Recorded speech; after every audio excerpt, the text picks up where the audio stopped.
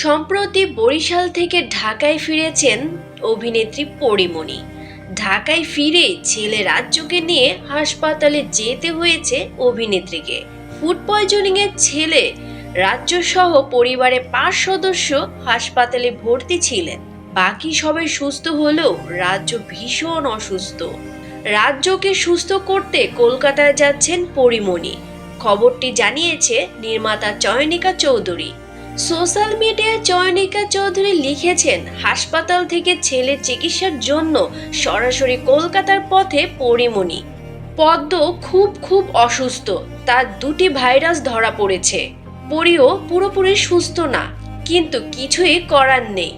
সকলের কাছে দোয়া চেয়ে চয়নিকা আরও লিখেছেন, আপনারা সবাই পদ্মর জন্য, পরীর জন্য দোয়া বা প্রার্থনা করবেন যেন আমাদের আদরে বাচ্চাটা সুস্থ হয়ে ফিরে আসে। পদ্ম খুব কষ্ট পাচ্ছিল। পরী, আমি জানি তুমি ফাইটার, তুমি অনেক বুদ্ধিমতী, তুমি অনেক ধৈর্যশীল মানুষ, তুমি একাই সব পারবে। আমি শিওর তুমি জয়ী হয়ে আসবে। তোমার ছেলে বড় হয়ে তোমার এই জীবনের গল্প মনে রাখবে আর গর্ব করবে। সাবধানে থেকো। পরীর সঙ্গে যাওয়ার ইচ্ছা থাকলেও ভিসার কারণে যেতে পারেনি চয়নিকা চৌধুরী।